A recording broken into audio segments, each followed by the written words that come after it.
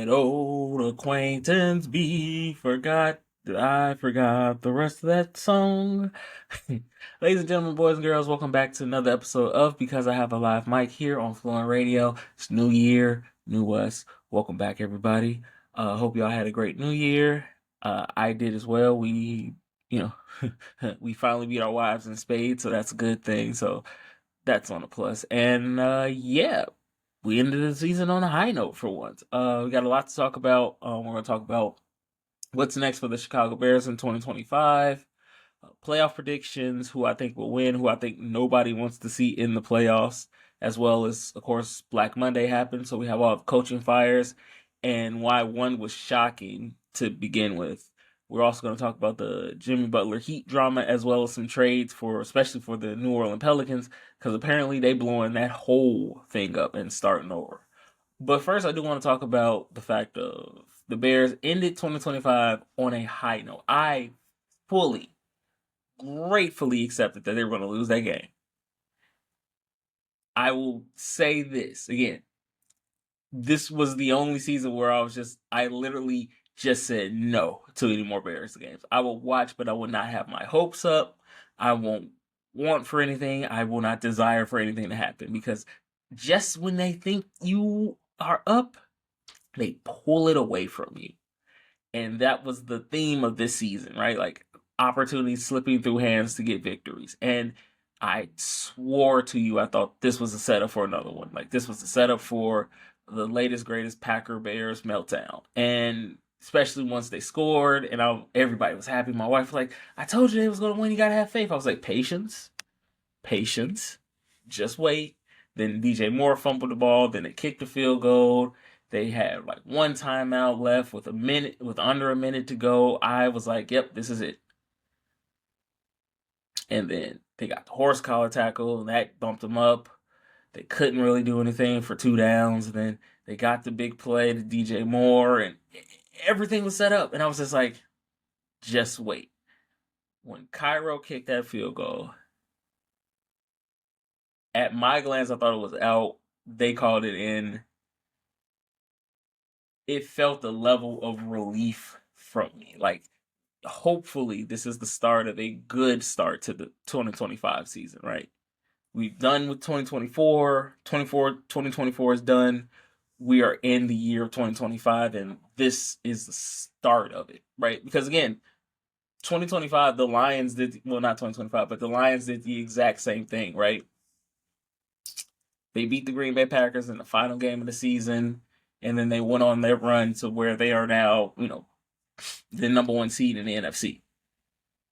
So if this is the start of it, then I will take it, right? I will happily take it.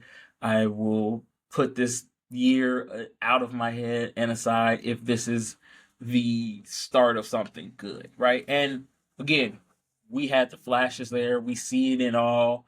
Yeah, we might have lost some games this year, but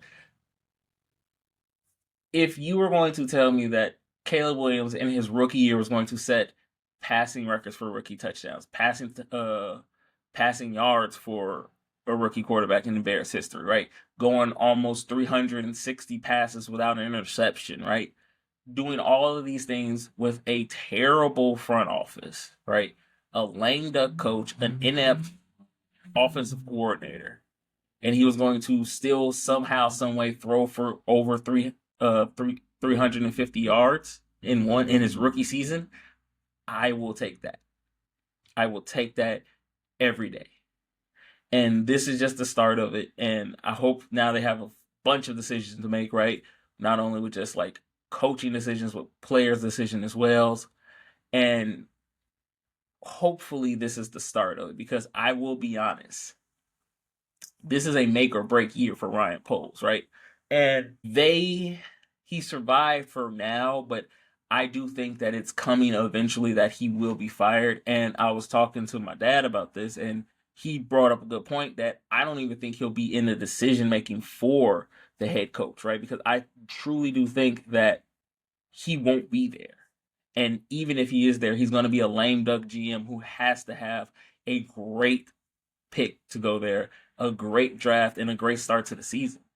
right? Because this could be his make or break year. And I hope the Bears don't make the same decision they did with the head coach and bringing in a rookie quarterback and keeping that, GM there with the possibility of being fired, right? Like that's one of the things that everyone loves to say about Ben Johnson that he's going to come to Chicago, but one of his first criteria was stability in the front office, right?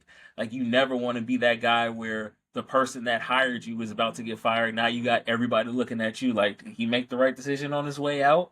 So like I wouldn't want to be that head coach either, especially when you have new management coming in and they didn't hire you, so they have no attachment to you.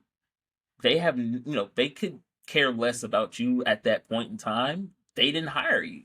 We've all seen that before where, you know, we had that dude that hired us and told us how great everything was, and then a month into his, a month into you getting the job, he gets fired. Now you got this new dude who don't know you, who don't know your work ethic or anything. There's a possibility you could get fired early. So they have to make a great start to this pick, and it starts with shoring up that GM.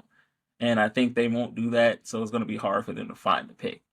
Um, but yeah, I know Ben Johnson is the hot topic. I know he is, probably the golden boy this year in the head coaching hiring cycle. But I really do think the Bears need to focus on getting stability there. I really think they need a firm hand, and again, somebody like a Mike Vrabel who may or may not already have a job. We'll talk about that later. Being in as the head coach for the Chicago Bears, I think will definitely right that ship. And they need to find a guy that can know how to actually, develop Caleb Williams, right? Because we need to set real expectation for this year, right? Like I know last year, when they drafted him, it was playoffs. It was some people saying Super Bowl. We're not going to let you forget y'all were saying that because y'all tried to backtrack that old statement, say we didn't really say that, right? But if we set realistic expectations for Caleb Williams in his second year, right? Knowing this offense, having that whole season down under your belt, right? Knowing how to be a, quarterback in the NFL, if they can find someone who can just develop what he has already, right? Like he has the arm talent, he has the mobility to a degree, right? Like he has the playmaking ability, right? That improvisation that a lot of people like to have in their quarterbacks. They just have to find someone to develop him in the next steps, which is, reading defenses, learning how to throw, your receivers open. In some cases, learning how to throw when the receivers are, when they look like they're not open, but they actually are open, right? We're still gonna not gonna let them forget that. And truly, really just develop him into that quarterback that a lot of people have thrown that moniker onto him of being the next Patrick Mahomes. And again, I don't see it just yet, but I see flashes of it, and that's all I really ask for in my rookie quarterback. So they need to find someone who can develop him as a quarterback for this team. And then they need to, sure up that offense a little bit more, right? Like, a lot of people love to throw the head coach as, the guy who can develop quarterbacks. So offensive coordinators are always going to be a little bit more worthy. But find someone who can develop Caleb, right? Like find a good good quarterback coach, right? Kellen Moore did wonders for Jalen Hurts and Dak Prescott, right? Both of one of their best statistical seasons were under Kellen Moore, right? Look what he did with Justin Herbert, right? Look at what Todd Monken is doing in Baltimore, right? See what they can do from that. The Baltimore Ravens quarterback coach is pretty good too. Like, look what he's done with Lamar Jackson, right? If you can find someone who can develop that, right? The reason why Matt Nagy and Eric Bieniemy were so targeted well was because of the fact they were able to get that development with Patrick Mahomes, right? Patrick Mahomes had all the natural ability, but his coaching staff was able to mold it into what we are seeing now. And if we can find a way to kind of develop Caleb, I think we will be good next year. And I think we can definitely either kind of make not so much that I want to set realistic expectation because that was another reason why he didn't really perform well was because we lumped all of these expectations on him.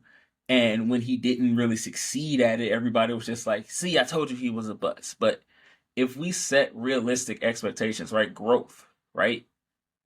instead of like having it be all about statistics and records, which again is why you need to get rid of Ryan Poe now before later, is developing his gameplay, his mindset on the field, right? If you developed, him seeing Rome open, like, yeah, it may looks like he's covered, but he's actually open because he's throwing it into the zone defense, then yeah, we can develop that, right? Knowing how to, not hold on to the ball, right? When they are blitzing, find your hot read, find your quick, your quick throw, right? Knowing how to, if the pass is there, throw it away. Don't take the sack that pushes you back 5 yards, and now you're working with less of a playbook, right? Develop the little things that will make the team grow better as time goes on, right? Develop that relationship between him and Rome. Develop that relationship between him and DJ, right? Develop that relationship, like blossom on the relationship that they had with Keenan Allen, right? Like, I definitely think Keenan Allen should come back. Hell, he said he only wants to go to Chicago or LA, so just sign him up. But we saw the development grow together with him and Keenan Allen, because Keenan Allen was his, basically his outlet. But I think the most important, you know, relationship should be developed between him and Cole Kmet, right? I mean, Cole Kmet was one of the best tight ends a few years ago, and this year he kind of had a downturn because, like, he wasn't really there.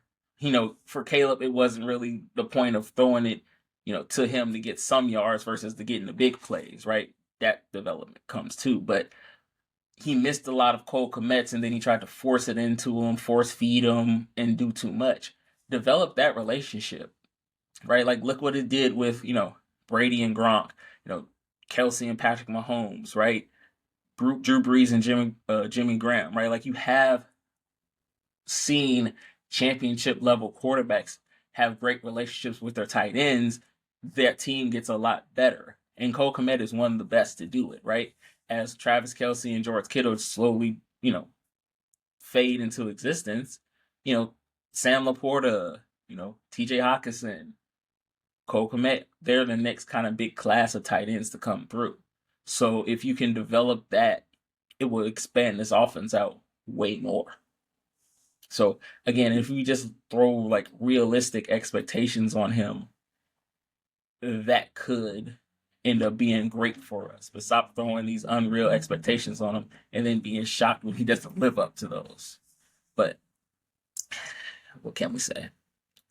And speaking of like living up to expectations, I know a lot of people were mad that the Bengals didn't make the playoffs, but yeah, that was their own fault. They had a losing record going into it. Not too many teams make the playoffs when you start off 1-5 like they did. Like, yeah, they went on that late run later in the season and had a great run to end the season off, right? But yeah, we can't. I think it's unfair to tell other people's players that you have to play in this game because it's a meaningless game, but then we won't get to see Joe Burrow in the playoffs, right? We won't get to see Jamar Chase and Trey Hendrickson in the playoffs. And, well, again, that's not their responsibility to play somebody else's game. To be fair, if the Steelers did not get on that Mike Tomlin-esque skid that they do in November and in December, the Bengals would have been out of the playoffs when they faced the Browns.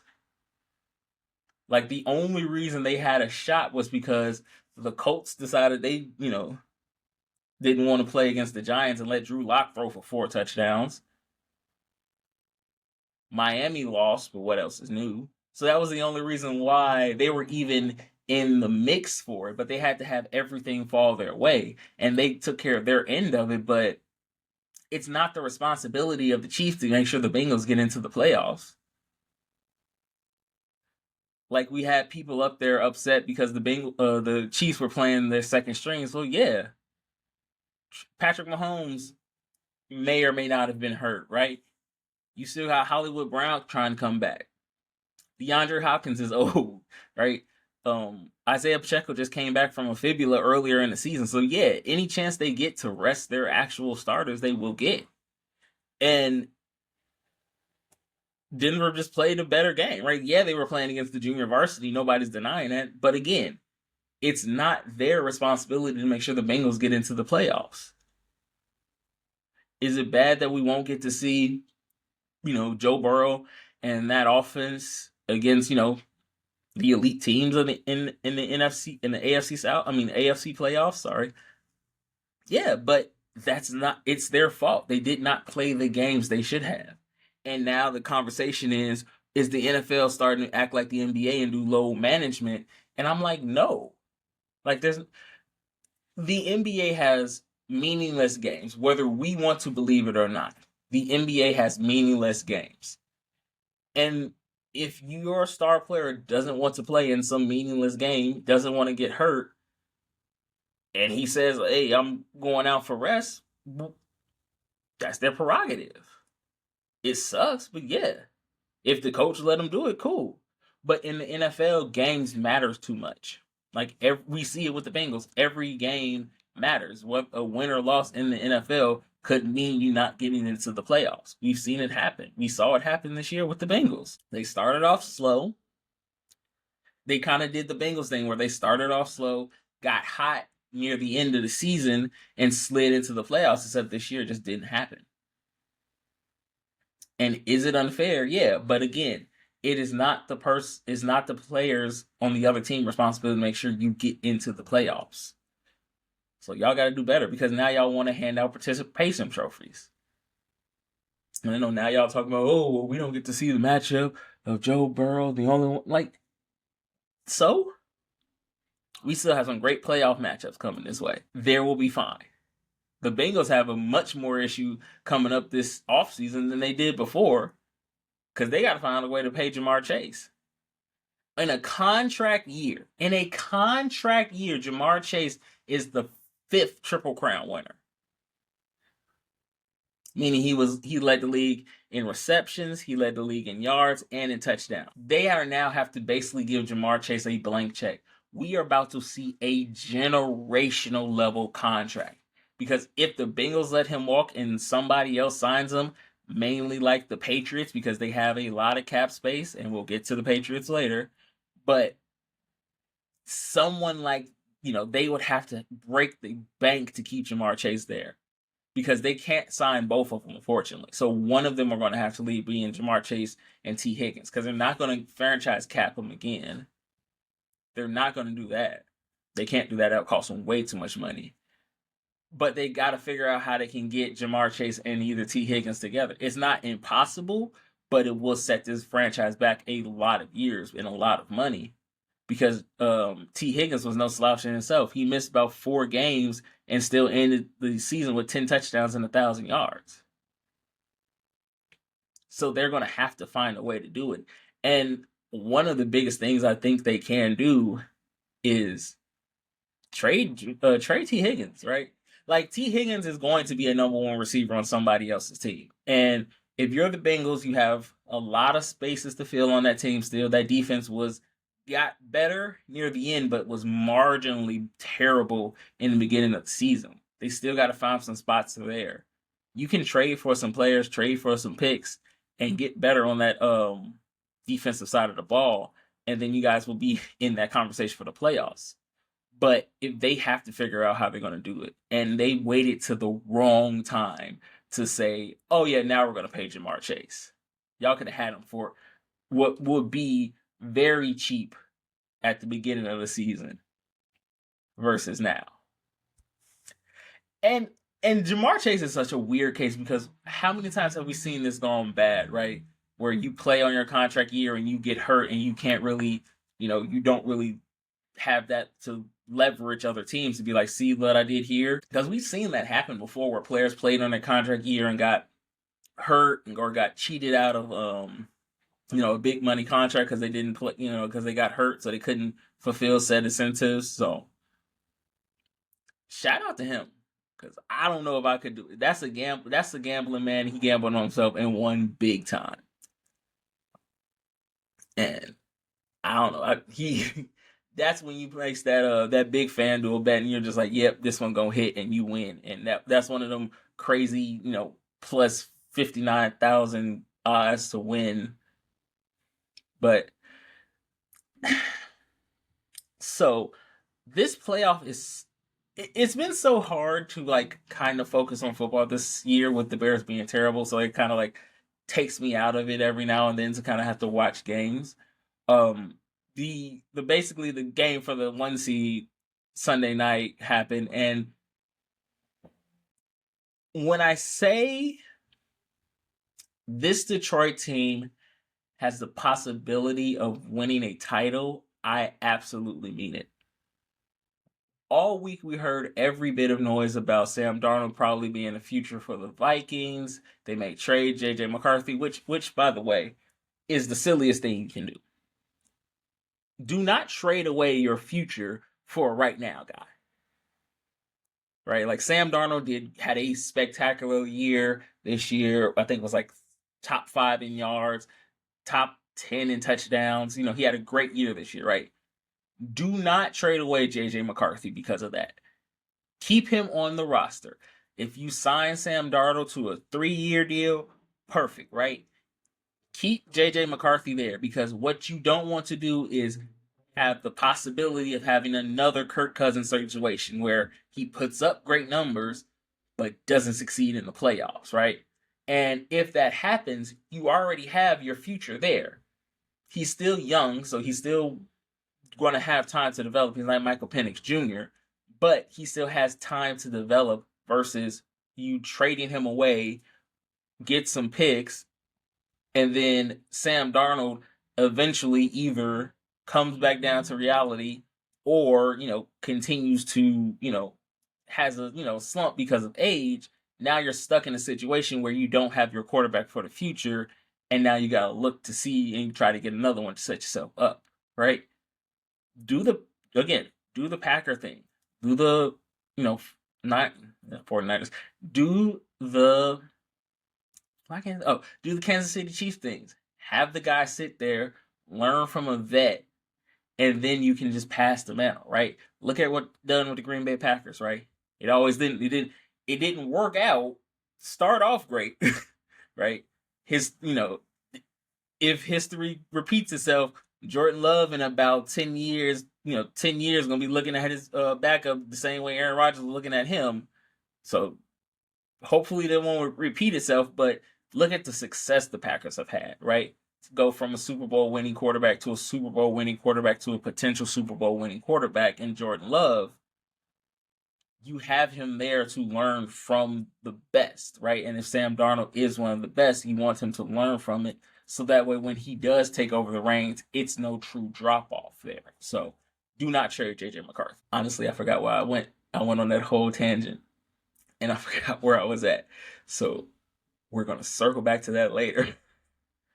But right now I do want to talk about playoff teams and who I think are going to be the, opponents you want to see and you don't want to see at the same time. As far as the AFC goes, it's hard to say because there are 2 legitimate teams you do not want to see, right? The Buffalo Bills and the Baltimore Ravens are on a collision course. And if, that's a big if,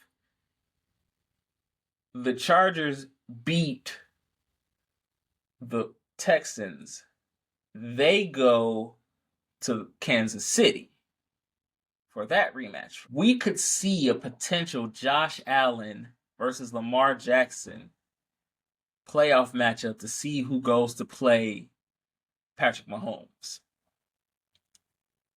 We really didn't get it in 2020 because Lamar Jackson had that concussion, so he didn't get to play the full game. We could potentially be seeing the MVP game.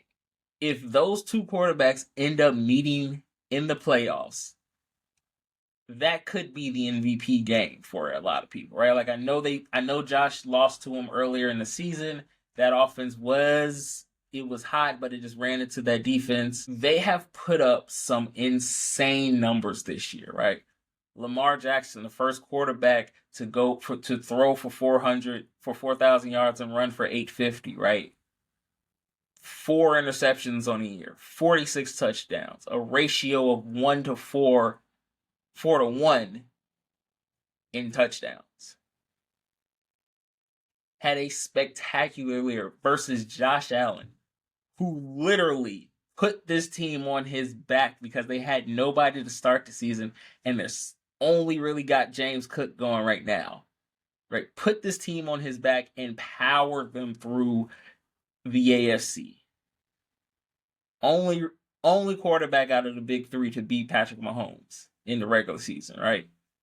Went on a crazy few games where he threw no interceptions, took no sacks, had 14 total touchdowns and 1,400 yards. Went on a crazy runs to end the season, right? Two generational quarterback play, potential, Hall of Fame level type of game. We could see that in the playoffs, and that's just the appetizer to see who gets to take down the king in the AFC. Imagine that. That is something to truly behold because we have three of the great young quarterbacks going at it still in their prime, right? This is Manning, Brady, Phillip Rivers, Ben Roethlisberger-ish, right? But I would not want to see either one of those teams.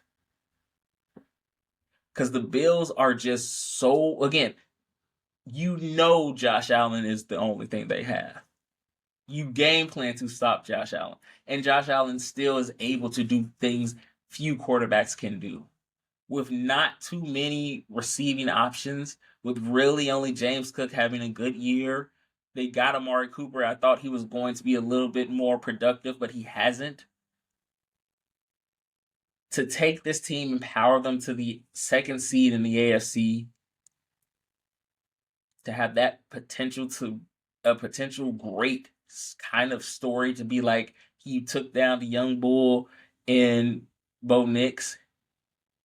He took down Lamar Jackson and could potentially go back to a rematch with Patrick Mahomes to take him down finally. That's a story of ages.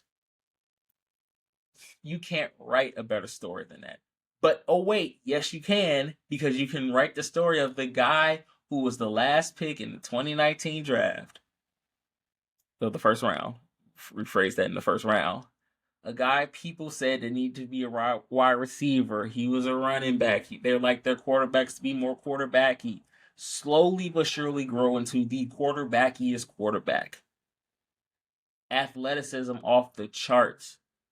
Again, another guy you game plan, you have an idea of stop, but you still cannot stop him. Is faster than your fastest guy on the field, and has power, probably the best power back in the NFL. A good offensive line, finally, weapons around him. Even though Zay Flowers is hurt and they don't really know the status of his game, to have that potential matchup against his arch rival, essentially, right? Like his arch rival. Like if Tom Brady is Patrick Mahomes reincarnated, Lamar Jackson is Peyton Manning reincarnated, except for the running parts. Because this is just like the Brady Manning. Like every year we thought this was it. Manning lost. Until that one time where it was do or die for him. This was his legacy game, and he beat Tom Brady. You have a potential for that. If that's not tantalizing to you, I don't know what is. And boy, I feel sorry for all the other teams, right? Like they just have to be on the football life reel when we replay this season, right? Because just imagine being like somebody like poor Houston Texans. Like they had a slump of a bad season this year. And it was one of those seasons to forget. Like that sophomore slump, he hit CJ Stroud hard. He fell off. Had a great start, have a lot of weapons.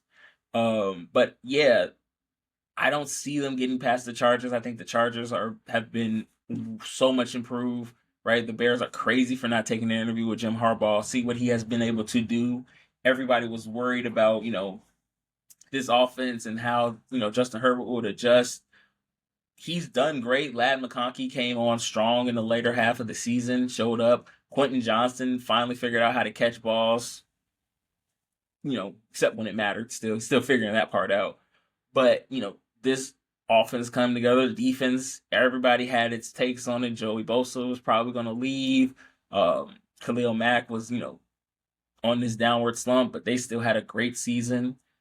And you're probably going to end up losing to Patrick Mahomes again. And yeah, it is what it is. And Bo Nix is going to have a rough start because he got to go against Josh Allen, who's on fire, like I said, on fire. And I mean, I think again, he's not going to make it out this round. He may pull a CJ Stroud and bump that, but I don't think the NFL is going to allow that. They have too much money on this Lamar Jackson, Josh Allen matchup. But yeah, I think he had a great year this year. Sean Payton showed that he's still a great head coach. He had a great connection with Cortland Sutton, who had kind of a rebirth year this year as well. So I think this Denver team, the defense is already solid. So I think this Denver team is nothing but on the up and up. They probably need to go figure out another receiver to get. But yeah, this Denver team is on the come up, but just not this year. Just not this year. And then we have, this one hurts because I put this up on TikTok the other day. And it's slowly but surely coming more and more true that Mike Tomlin absolutely needs to win this game to keep his job. And it sounds so weird because when you mention Mike Tomlin, yeah, he's never had a losing season, but he also hasn't won a playoff game since 2017. He hasn't won a playoff game since 2017. He hasn't been to an AFC championship game since 2016. Yeah, he's never had a losing record, but he's 8-12 in the playoffs. Yeah, he's never had a losing season, but he hasn't been out of the wild card in a while. And I know they re-signed him, and I know the Steelers aren't going to fire a head coach. They normally resign. But I think if he doesn't get a playoff win this year, especially if they lose to the Ravens again after just getting mollywopped, this season could be his last season as the Steelers head coach. Do I think he's a bad coach? No, I think if he does, resign or gets fired or, potentially gets traded, I don't view, there's nothing to it. He did not succeed. I think other teams will still look at it and maybe try to figure out what they can do. I think other teams would definitely pick him up, but I just think his time in the Steelers organization is, while again, has been great in the regular season, these last few years, they have had this mid-December slid that always either knocks them out of, top contention of the AFC North or winning a top seed in the AFC to kind of just like sliding into the playoffs. So I would say his time there would probably end coming to an end if this does happen. So hopefully he can get a win, but again, they got to play the Ravens at Baltimore again. Yeah, it's hard to beat the same team, twice, and when you play them 3 times, you win 2. It's hard because it is what it is. But I just don't think the Steelers are a team that are to be reckoned with this year, and a lot of that has to come down to Mike Tomlin. To where somebody did point this out, and this is true. Mike Tomlin is that coach where you're the coach first, so you can do whatever you want as long as you produce on the field. Like we all been to high school where we've seen the football players, kind of skate through certain stuff because hey, they produce on the field. But it's now starting to kind of come back to when I'll say this. My mom always used to say, what's done in the dark will come to the light eventually. And this is kind of what happens is now that we see that this team is losing and he's kind of losing the locker room a little bit. Like, yeah, they have veterans there, but you see a guy like George Pickens mocking the fans, right? Like George Pickens this season has been on one completely, bro. From like the Dallas game where he grabbed old dude's face mask just to like everything. And it harkens back to kind of those later AB years, that those Deontay Johnson times. Like it kind of harkens back to like Tomlin kind of lets this bad behavior go because he does win. So earlier on in the season, we don't really see it so much because they're winning, but now that they're losing, losing shows everything, and now we look at it more to be like, oh, yeah, he didn't really produce. He's kind of sort of being, you know, I don't want to say team cancer, but rebel rouser, if you will, right? Like he's not producing on the field, and Tomlin is still letting this go. And since those questions have started to pop up about George Pickens, it's kind of hard not to see it, right? When you join with the fans because you had a terrible game where you had no catches for no, I'm sorry, you had one catch for no yards, and a majority of them were drops, like flat out drops. Like he was just dropping everything. Like you want to go at Russell Wilson, you want to go at the fans, you want to go at everybody else because you're not producing on the field. And if Tomlin keeps this up, he already kind of has lost the locker room. There will be no other option, especially if they lose. Like, I'm sorry, Mike may end up being gone. And in the NFC, ooh, I don't see anybody beating Detroit. Right? The Vikings are kind of like that last, like, oh, maybe we can. No. Like the one thing I will say about Detroit is that Detroit is the only team that is truly unafraid to play you. Right? Like Dan Campbell has got this team with the fear no man mindset going strong because they legitimately do not fear a single person on that other side of the football field. Right? Like all week we heard about Minnesota's offense is going to tear through them. This is going to be a shootout. You know, Detroit's defense is hurt and everybody's out. So this isn't going to be, this is going to come down to the defensive side of the ball. Shut Minnesota down in the red zone about 2 times. Right? Interception, sack, everything, right? For all the pieces that are missing on this defense, for them to consistently still come up in those big moments is the thing that separates them from a lot of teams for me. And you can say what you want about Detroit, you can say what you want about it, but they believe every bit that they're going to win this year. And that's, to me, why I truly don't see anybody else beating them. Like, yeah, they got some, they have some teams that I think could do it, right? I think the Eagles can do it, right? We've seen the Bucks do it, but I don't know if the Bucks can do it again. The Rams, they're old now. Like it's a miracle they got into the playoffs. It's like, all right, come on, Grandpa, let's get you down to the couch, right? They just beat the Vikings. They beat the Commanders, and they've been beating up on the Packers this whole year, right? Like the Lions to me are just that good of a team. And do I think I said early on in the year that it's going to come down to Detroit and Philly, and it did, right? Like Philly is the one. I mean, Detroit's the 1 seed, and Philly is the 2nd seed. And just from looking at the brackets, the Vikings are probably going to beat the Rams because again, I just think they're going to be coming off of that. But it's so hard because they're going to be coming off of that hangover. And if Sam Darnold is truly that dude, he's going to come in guns a-blazing against that good but not great Rams defense. So I definitely think Minnesota's going to beat them.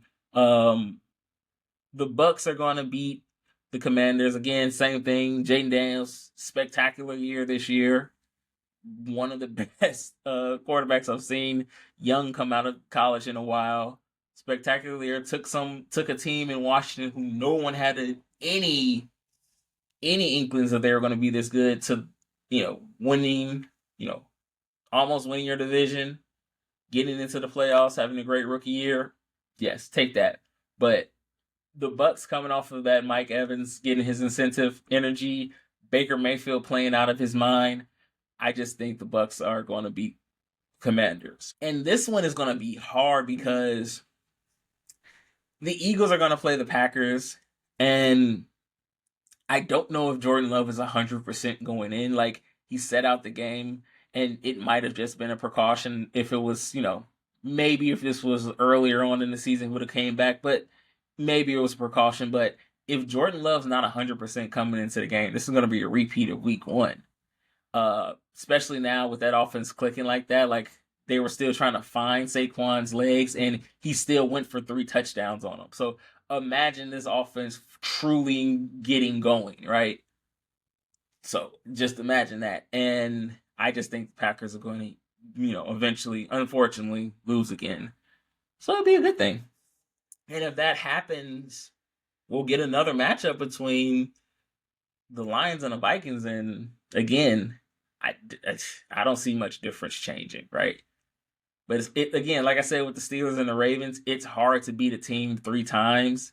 So with them splitting, no, they didn't split. They did win it last time. Yeah, they won it last time. So it's a hard beating a team, but I just think the Lions are that damn good right now. So it'll be the Lions in the NFC Championship games, probably against the Eagles. I think that will be the matchup everybody wants to see. And I think the Lions want it more than the Eagles. And it's just something that I think it's a better coaching thing right now with Dan Campbell and Nick Sirianni than anything else. I trust Dan Campbell more than I do trust Nick Sirianni right now. So it would be impossible for Dan Campbell to lose in another NFC Championship game. So I just think it'll be the Super Bowl between the Lions and, I'll be honest with you, the winner of whoever is the Ravens and the Bills, because I still think those teams are better than the Chiefs. I think if the Ravens or the Bills go on that little hot run, I just said I can't see the Chiefs beating that. I don't think they three-peat this year. So I definitely think it'll probably be the Lions and the Ravens or a Bill. So the Chiefs, I don't know if they still have enough black magic in them, right? Like statistically, Patrick Mahomes had an okay year for him, right? I think Travis Kelce is again not fully into it. I think he'll be a little bit more rowdy for the playoffs, but I just don't see it happening. So I know that I do kind of want him to win one for D Hop, but I just don't see it happening. I don't see it happening. But yeah, those are my teams who I think are hot going into the playoffs, and that's my playoff prediction. So we did 2 for 1. And as far as the seeding, because the seeding conversation always goes because it's unfair for Minnesota to have to go on the road when they're 14-2. But I don't want it to end up being like the NBA where, it's one of those things to where I like it that way because you can see teams go on a run, right? Like we've seen teams limp into the playoffs, i.e. the Giants, and go on that run. We've seen teams, who were hot, go into the playoffs and cool off. I like that kind of like upset mentality because once you start doing like 1 versus 8, it changes up everything and it's not the same to me. Like I like that. I like the seeding the way it is, right? There's nothing wrong with seeding. It's just y'all are just upset because oh my gosh, a team that has 14-2 have to go to a 10-7 team. There's nothing wrong with it. There's nothing wrong with it at all. One thing that is certainly wrong is that Gerard Mayo was fired from the Patriots head coaching job, and okay. I know Robert Kraft said this. I'm going to play it because I couldn't remember it. But to me, it sounds like you wanted one guy. That guy said he wasn't ready. So you go hire somebody else that you knew for the job just to kind of keep the seat warm from Mike Vrabel, right? Because that's what it felt like with Gerard Mayo, right? Like you hired him, you said, hey, he's been with this organization 17 years. You handpicked him, and you knew coming into this year you weren't going to have the cap money to actually make this team competitive. You had a high enough draft pick, and he's been doing great. I don't want to get into that Joe Milton Jr. third versus Drake May conversation because yeah, he did great, but it was playing against a Bills team who had nothing to play for, so it was basically a glorified, preseason game for him. So yeah, he got some time. He got some time in front of people to see what he can do. But Drake May is your guy. Don't do that to yourselves. Don't start making a quarterback controversy where it doesn't need to be. Drake May is your guy. But to saddle him with that, no real offensive weapons, half of your defense is hurt, and for him to have the same record as Bill Belichick did when he was last the head coach, a 4-13 record, and to fire him after that to go potentially hire Mike Babel, to me feels like you set him up for failure. And here's the clip that kind of proves my point. Rod, because I put him in an untenable situation. I know that he has all the tools as a head coach to be successful in this league. He just needed more time before taking the job. This whole situation.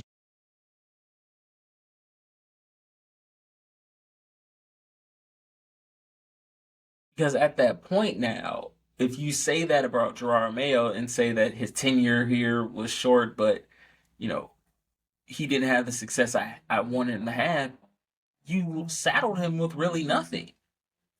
And to do that after you have now the third biggest cap space, you have another, draft pick so you can help build this team together, to fire him without really letting him grow as a coach seemed to me like he was just doing it because Mike Vrabel said, "Hey, I'm not ready to coach yet. I want a year off." And you knew you needed a head coach, and you just hired the first dude who you could pull up in your Rolodex. So, like, for me, the Gerard Mayo firing was probably the worst coaching firing because you're starting to, Robert Kraft, kind of look like Jerry Jones. Like, where you want to be known as the guy who, successfully won this organization a championship, right? You want to prove that it wasn't your coach and your quarterback alone, it was you as well, but they got a lot of the success and you didn't really get a lot of the praise. So now you want to prove that it was you all along. And you're slowly but surely creeping into that Jerry Jones type of, management where you're constantly trying to get the best guy who you think is going to be for the job, and you're not really having any chemistry built with the team. So you're creeping into that point. And I get it. He's 83. He don't have no 2 to 3 year plan with a coach. He need a coach that can win right now, right away. And with the team that he potentially could, construct, he can do that, right? But to me, it's just bogus because this feels like to me what the Warriors did to Mark Jackson, right? Like, allegations aside about what he, said or didn't say, right? He built that team to, be a champion, right? And he was literally 1 year off from the Warriors winning its first title, right? With the big three that they had there, right? He helped develop Steph Curry. He helped develop Draymond. He helped develop Clay to being what they were. And then just to hand it off to another dude for him to kind of finish his work always felt like it was a little underhanded to me. And this is what that feels like when you had your guy, but he wasn't ready to coach yet. And then you have the team that is basically constructed to win. Him just take over and win feels dirty, underhanded, right? And yeah, you're the boss, so you can do that. But it just screams a lot to potential coaching hires that you have, that this organization doesn't really have your back like it says it does. So the Jamar Mayo firing was probably the worst firing for me. But it was Black Monday, so we did have some coaching fires happen. And a few of them, It's just the start, so they haven't said all the teams yet, but we all knew a few of them were going to happen. Doug Peterson with the Jaguars, they fired Dennis Allen earlier in the season with the Saints. The Jets. The Jets was a little bit more shocking because that was completely uncalled for with the Jets. So I'm not. That one was more shocking. We all knew it was coming, but we didn't think it was just going to come that soon with Robert Saleh. Um, but a lot of those coaching, places are intriguing for who they could potentially put there, right? And I have compiled another list. It's different from my first list because it's a new list.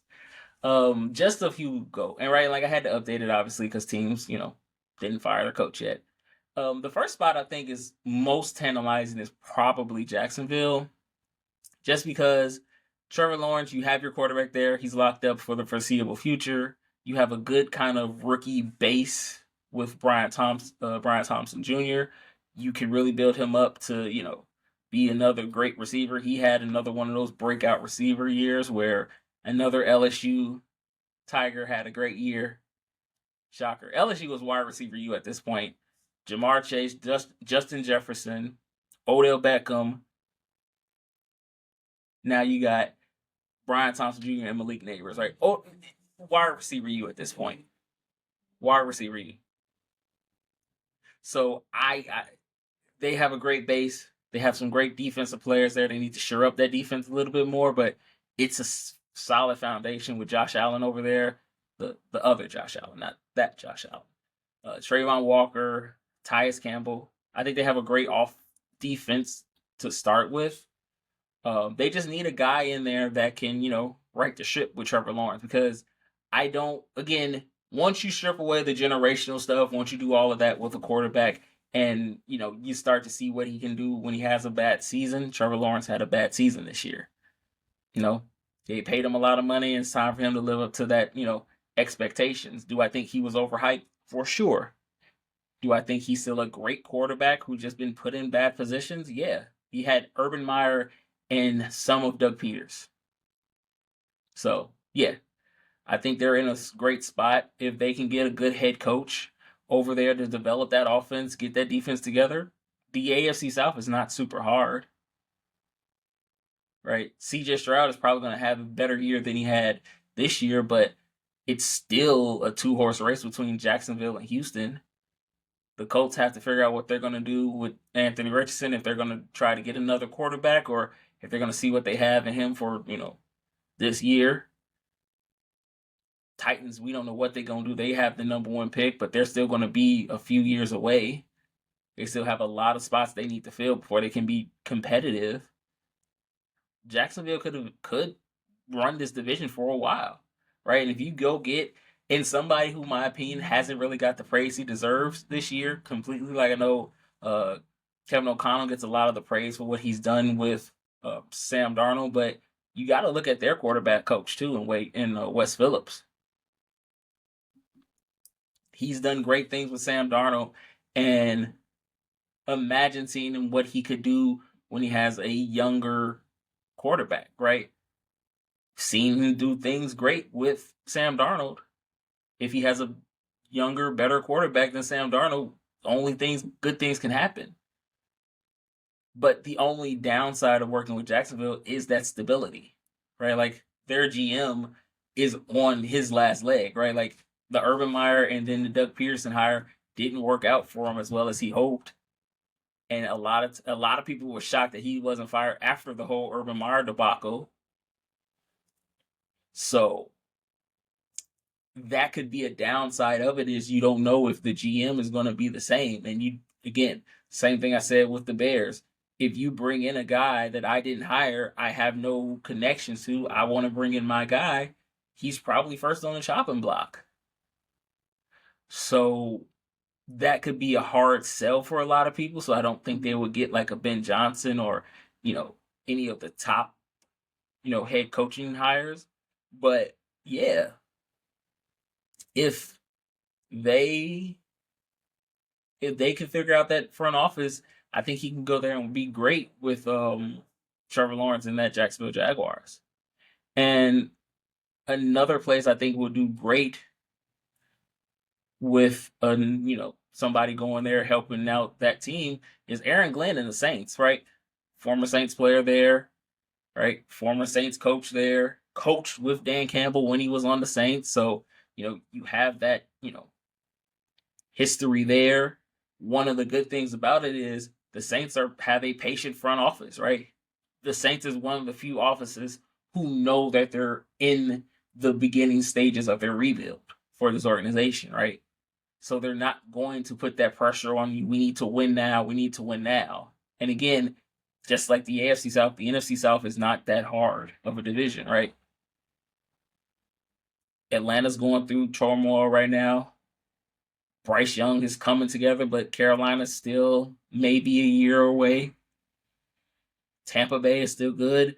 We don't know what's going to happen with Baker Mayfield. We don't know if Mike Evans' his last run. We don't know what's going to go on there. If you can get a guy like Aaron Glenn over there, he can bring some stability to it. And again, you have the time to build this team, and the front office is patient. So you could potentially see them make that one great run, especially with a lot of the players that they have on that team that's been there for a while, right? You have guys there who's had success in the playoffs before, and like Alvin Kamara, right? Taysom Hill, right? You have guys there. The only downside about going to the Saints is you may have time, but you ain't got no money. Because that Derek Carr contract is slowly but surely killing them. And I know a lot of people wanted them to trade Derek Carr, but they would owe him a lot of money if they traded him when they trade at the beginning of the season. Maybe they kind of go in and restructure it, and maybe they can kind of convince Derek to waive that, trade clause in there so they don't have to pay him so much money. But they have to rebuild. And if they don't start to rebuild soon, they're still going to be in the bottom of the NFC South. And they have, like I said, some tantalizing trading options, right? Alvin Kamara, even though he's getting older in age, is still a very good running back, right? He's one of those hybrid running backs to where you can use him in the passing game. You can use him in the running game, right? They can still have trade value in him. They have trade value in Taysom Hill, right? A great gadget player, right? Can throw, catch, pass, do anything you want. That's a good offer for a team who may needs a quarterback, who may needs one of those gadget players to kind of push them over the edge. So you have pieces there that you can trade to kind of help build your way up in the draft and kind of get yourself together until you get out of those big contracts, so that way you can spend a little bit of money. And if you can do that, I definitely think the Saints can be on the rise. And if they are a legitimate team in the AFC South, time will come. But Aaron Glenn should definitely be the head coach of that organization. And then the last one, to where I think he's a good fit because he kind of has been in a dysfunctional organization already, where Kellen Moore knows how to kind of work with that, right? I think he should go to the Jets. I definitely think they need to get better offensively. They have a lot of weapons there. They got to figure out what they're going to do with Garrett Wilson and Breece Hall coming up. But if they can lock those two pieces down, those are two solid pieces that you can build around, right? Yeah, they had a down year this year with Aaron Rodgers, but who wouldn't have a down year in that dysfunctional organization that was going on? Between Aaron Rodgers basically running the Jets into the ground, the defense falling apart, them firing Robert Saleh without even letting them talk to the team, and seeing the morale in that team go way down. If you can get somebody like a Kellen Moore who helped out a Justin Herbert, right? Who helped out a Jalen Hurts, who helped out a Dak Prescott. You get him there, get him another quarterback, right? Get him a young quarterback in there. Let him build this offense to where he wants to go. You have great pieces around him. You just kind of need to figure out how to get this offense to the next stage. And when I say like he's used to dysfunctional organization, Woody Johnson may be the actual worst manager, owner, whatever you want to call him, we have legitimately ever seen. And this is a league that had Dan Snyder as an owner, right? I never open y'all mouths and talk about nepotism again if y'all don't include this madman. This madman was taking advice from his teenage sons about who to draft, who to pick up, and who to trade for from their Madden ratings. Let that sink in. Their Madden ratings were what they made the decision off of. And you wondered how that team was running to the ground the way it was. Like, it is amazing that they did not. It is amazing that they won 5 games this year after the debacle that the season was, right? When Aaron Rodgers has a worse season than Zach Wilson, amazing debacle this was. If Kellen Moore is used to dealing with that, and he's had success, and he's had success before, right? So look what he did with Cooper Rush, right? When Dak Prescott went out, Cooper Rush still looked great. Cooper Rush almost faked somebody into paying him some money, thinking he good, right? If he can do that with those quarterbacks, imagine giving him a young quarterback to develop. That would be great for the Jets. Again, it's just if Woody Johnson can get out of his own way and let, football minds do the football thing that you hired them for, I don't think this organization is ever going to change. So, and it's funny because it's funny, not funny. It's funny because, like, at least the Cowboys have a level of success to kind of have to, be bad with. Y'all haven't won a playoff game. Damn, yeah, I am old now in almost about 20 years. Jesus, I'm old. That hit hard. Yeah, y'all haven't won a playoff game in about 20 years. So stop meddling in it and let him do. Oh, and by the way, Jerry Jones is a truly horrible person, right? Truly a horrible person. So for people who don't know, this was incentive week for a lot of people who needed, certain incentives to get, certain money, right? Geno Smith needed like 180 yards to get like a 6 million, incentive in his contract. Mike Evans needed 85 yards to be, get his incentive and tie Jerry Rice's, consistent 1,000-yard seasons. So did both of that. And you saw the joy, right? Kyle Van Noy needed a sack to get 250K, right? The joy in the teams that did that, right? Where they're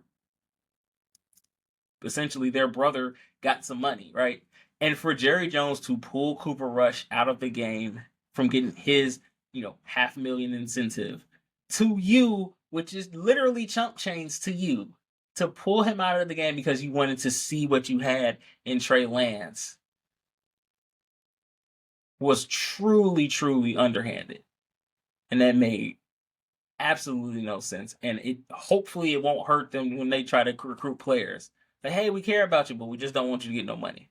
That's all. Well, speaking of we don't want you to get no money, we gotta talk about this Jimmy Butler drama going on in the NBA. And if you don't know, Jimmy Butler was suspended for 7 games for saying on a press conference essentially that he wants out of Miami, and said, Miami doesn't bring him joy in basketball anymore. So he got suspended for that conduct unbecoming of a team, whatever. But he truly wants to be out of Miami, and I can't disagree with him. It's just he's going against Pat Riley, who was notorious for not paying people and not trading them to where they want to go, i.e. D Wade. This won't end the way Jimmy thinks it will end. Jimmy does have a history of doing that with teams. Philadelphia, Minnesota, Chicago. He has a history of doing that with teams, but I think the thing that's going to be different this time is he's 34 years old this time around, and not too many teams are really going to want to pick him up at that age to, think you'll have a chance of winning if it's already not a contender, right? Like the Warriors didn't want him because Pat is going to want draft picks and young players, right? So it's going to be a 3-team trade, obviously, but Pat is going to want, if he's going to do that, he wants to shore up his future for, the Miami Heat. And Pat Riley's probably going to want some young players, and the Warriors aren't going to trade away their young players because they want them ready for when Steph steps down finally. So they're not going to do that. And I don't know if a team will really want that Jimmy Butler, right? Because if we're not getting, Miami Jimmy when he first got traded, is it really worth it, right? Like Dallas, I've heard potentially could be it to where he could end up going there in some type of trade. Phoenix could be a place he could go, but I think he really wants to go to a contender so that way he can win, because I think he knows that his championship window is slowly but surely closing, and he doesn't want to waste it anymore, right? Like 2 final appearances with 2 losses. The last one was bad. Got the gentleman sweep, and he wants to go to where he could win a title, and he wants to go to where he can find that joy. I think he just may be done with. I think Jimmy Butler kind of got the full NBA experience of like going to an organization, wanting to be the best in the organization, and then once he becomes that, he kind of just dips off, right? And it's hard to say that, right? Like Chicago, I got, and definitely in Minnesota and Philadelphia, because at that time those guys were not serious like Jimmy. But I just think it's now starting to become a trend for a lot of teams, and that's kind of scaring them off a little bit. And hopefully Jimmy can find the joy in basketball again. And then I do want to talk about this because before I head up out of here, because I think I know the New Orleans Pelicans are about to have a fire sale going on with their top players and restarting that whole thing. And as much as we clown Anthony Davis about being hurt, we need to just clown as much Zion Williamson, because he's only played 45% of his games since being drafted. Since being drafted. Out of 492 games, he's only played 109. Anthony Davis may get hurt a lot, but at least he plays in a lot more games than Zion Williamson. And I've seen him linked to the Bulls a lot. The Bulls, that would be the worst trade ever. And why do I feel like they're going to probably make that trade? Because they've been trying to get rid of Zach for the longest. Oh my God. If the Bulls make this trade, do not make this trade. That is a terrible trade. Try to get Brandon Ingram. If you're going to get anybody from the Pelicans, try to get him before somebody like Detroit snatches him up. Because Detroit is quietly being really good, right? Like they're in the play-in portion of the playoff bracket. I think they're the 9 seed. So Cade Cunningham is looking great. Jay Ivey was doing good until he got hurt. Putting Brandon Ingram over there, I don't know. That could be something dangerous. That would definitely, in my opinion, boost Detroit up a lot. So I would look at that. But if you're gonna trade for anybody, make sure you trade for Brandon Ingram, not Zion Williamson, because I think Zion might be done in the NBA. I legitimately think that. I cannot see it any other way, because he is that first kind of like internet sensation to kind of go to the league and find out it's a lot different from dunking on, 5'6" white dudes to trying to play in the NBA. I think he's hitting that reality hard. Like he did everything in his power to kind of come back. He lost weight. He looked great for a while, and then it just fizzled out. Like him, Anthony Edwards, they were kind of like the next dudes up. And while Anthony Edwards still has the potential to do that, he's on a slum right now. I definitely think Zion Williamson's time is over. Speaking of time being over, that is my time. It is time for me to head up out of here. Shout out to Fluent Radio for putting me on. Until next time, guys, I got 2 fingers for you. Deuces.